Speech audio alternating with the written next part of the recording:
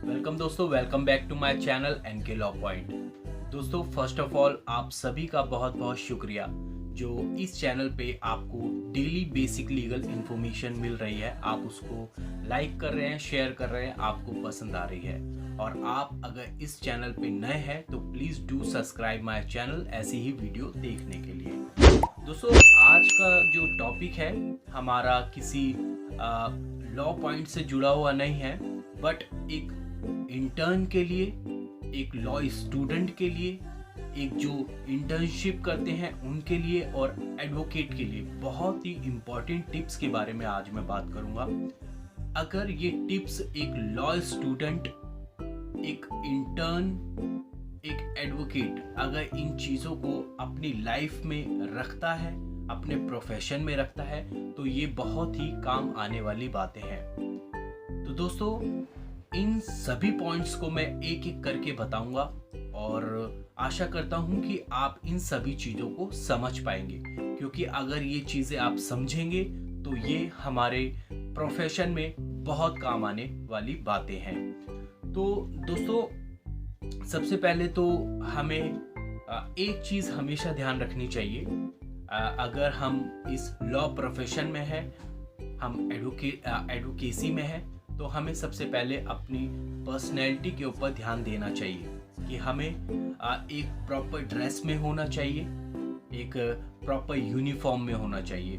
ठीक है दोस्तों, तो चलिए आगे हम बात करते हैं। अब जो बेसिक पॉइंट है कि एक इंटर्न, लॉ स्टूडेंट और जो इंटर्नशिप करते हैं और एडवोकेट के लिए, वो सभी पॉइंट्स मैं डिस्कस करता हूँ। तो सबसे पहले पॉइंट दोस्तों ये है कि एक जो लॉ स्टूडेंट है, इंटर्न है या एडवोकेट है, उसके पास एक पॉकेट डायरी होना ज़रूरी होता है।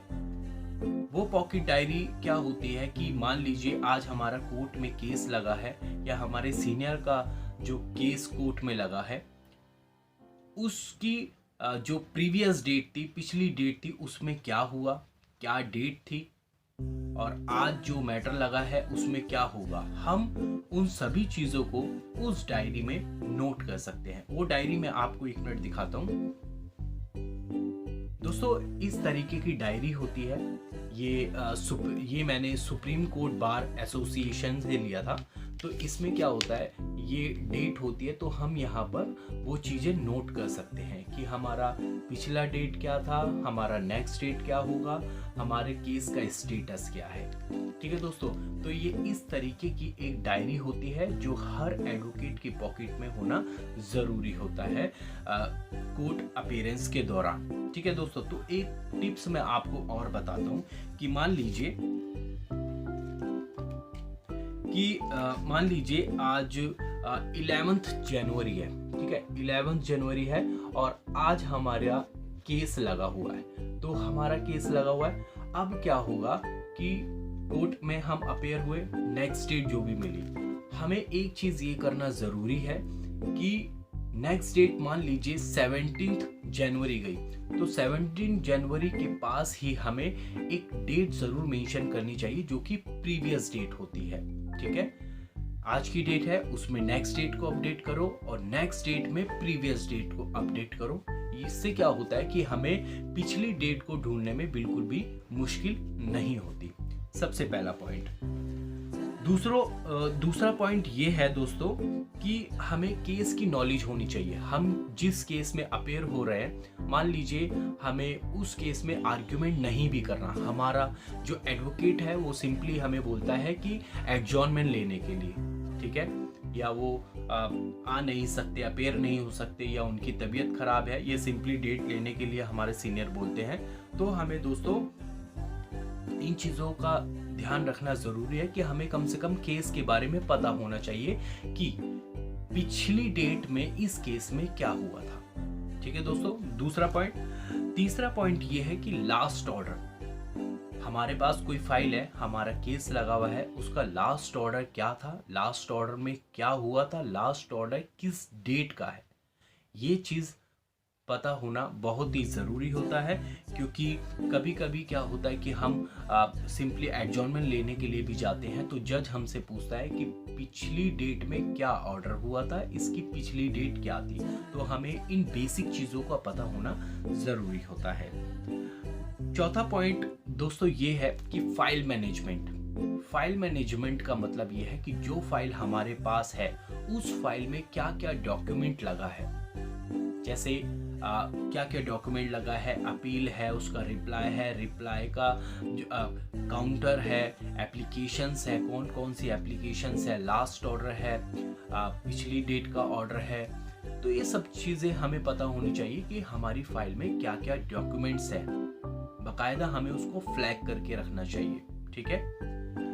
पांचवा पॉइंट दोस्तों ये है कि लास्ट डेट। मैं आपको दोबारा बता देता हूँ, क्योंकि ऐसे ही मैं हमारा 30,000 कोर्ट में मैटर लगा हुआ था।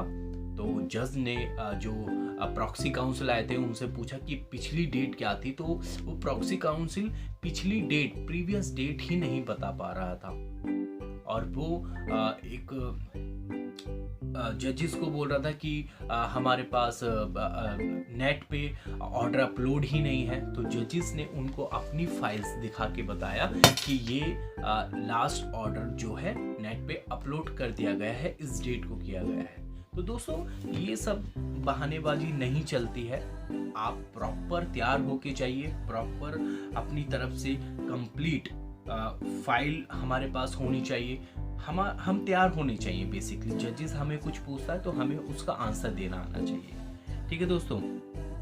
अब है कि हमारे पास एक तरीके का नोट पैड होना चाहिए। नोट पैड में क्या होता है कि मान लीजिए अगर कुछ ऑर्डर होता है किसी तरीके का, तो हम उस नोट पैड में लिख सके कि हमें ये कंप्लायंस करना है। हमें जो हमारा वर्क है हम उस नोट पैड में लिखें। नोट पैड में लिखेंगे, हमारा वो वर्क कंप्लीट हो जाएगा तो हम उस नोट पैड में से वो वर्क काट देंगे कि हाँ हमने ये वर्क इस डेट को कंप्लीट कर दिया। तो नोट पैड का होना एक बहुत ही ज़रूरी होता है। दोस्तों नेक्स्ट डेट में क्या कंप्लायंस करना है। मान लीजिए आज मेरा केस लगा, ठीक है। केस में क्या ऑर्डर हुआ, क्या जजेस ने ऑर्डर किया और क्या कंप्लायंस करने के लिए कहा, तो उसकी जानकारी हमें होनी चाहिए कि नेक्स्ट डेट लगने से पहले हमें ये एक टाइम पीरियड होता है। मान ले 4 वीक्स का टाइम मिला है तो हमें उस 4 वीक्स के अंदर वो कंप्लायंस कर देना चाहिए ताकि हमारे मैटर में कोई डिले ना हो। दोस्तों एक होता है फ्लैगिंग। फ्लैगिंग का मतलब क्या होता है। फ्लैगिंग ये होता है कि मान लीजिए हमारी फाइल में डॉक्यूमेंट्स लगे हुए हैं, लास्ट ऑर्डर, ठीक है, प्रीवियस ऑर्डर हो गया, मान लीजिए SLP लगी हुई है, अपील लगी हुई है या कंटेम्प्ट, जो भी है, जो भी आपका केस लगा हुआ है जिस भी तरीके का है, वो कंटेम्प्ट, ठीक है, इम्प्यून ऑर्डर, ठीक है, उसमें अनेक्स है A2, A1, A2, A3, A4, उसमें कौन कौन सी एप्लीकेशन लगी है, ठीक है, और इम्प्यून ऑर्डर की डेट क्या है। तो ये सब चीज़ें हमें फ्लैगिंग करके रखनी चाहिए और उसमें हमें फ्लैग करना चाहिए और पेन से लिख देना चाहिए कि इतना पेज नंबर में ये डॉक्यूमेंट्स लगा हुआ है। तो होप दोस्तों, आशा करता हूँ कि इस वीडियो से आपको पता चल पाया होगा। ये video specially law student internship जो करते हैं सीनियर्स के पास, फाइल्स को पढ़ते हैं, इंटर्नशिप करते हैं, नॉलेज गेन करते हैं और बाकायदा एक एडवोकेट, ठीक है, उनको इन चीज़ों का पता होना ज़रूरी है। दोस्तों आपको एक बात बताना चाहता हूँ कि मैंने भी क्लर्किकल काम किया है। पहले मैं सुप्रीम कोर्ट में गया था, एक एडवोकेट को ज्वाइन किया था, मैंने क्लर्क का काम किया कई सालों तक। देन आई डिसाइडेड कि मुझे लॉ कर लेनी चाहिए, मुझे LLB कर लेनी चाहिए।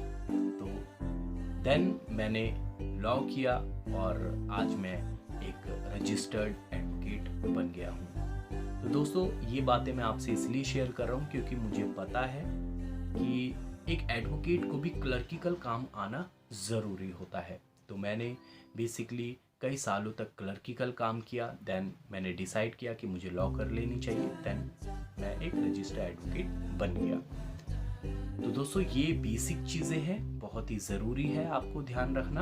होप आशा करता हूँ कि आपको इस वीडियो से कुछ ना कुछ सीखने के लिए मिला होगा कि हमें, अगर हम लॉयर हैं तो हमें किन किन बातों का ध्यान रखना ज़रूरी है। होप आशा करता हूँ कि आपको वीडियो पसंद आई होगी, और अगर वीडियो आपको पसंद आई है तो इसको एक लाइक ज़रूर कर देना, क्योंकि अगर आप लाइक करते हैं तो मुझे मोटिवेशन मिलता है और वीडियोस बनाने के लिए। तो वीडियो अगर पसंद आई तो इसको लाइक कर देना, और चैनल में अगर नया विजिट किया है तो please do subscribe my channel. और दोस्तों इस वीडियो से रिलेटेड जो भी आपके मन में क्वेश्चंस है, आपके मन में इस वीडियो के प्रति जो भी विचार है, आप कमेंट बॉक्स में लिख सकते हैं, ताकि मैं उनको पढ़ सकूं और अपनी वीडियोस को इम्प्रूव कर सकूं। तो मिलते हैं नेक्स्ट वीडियो में बहुत ही अच्छे लीगल इंफॉर्मेशन के साथ, बहुत ही अच्छे टॉपिक के साथ। तब तक के लिए नमस्कार, जय हिंद।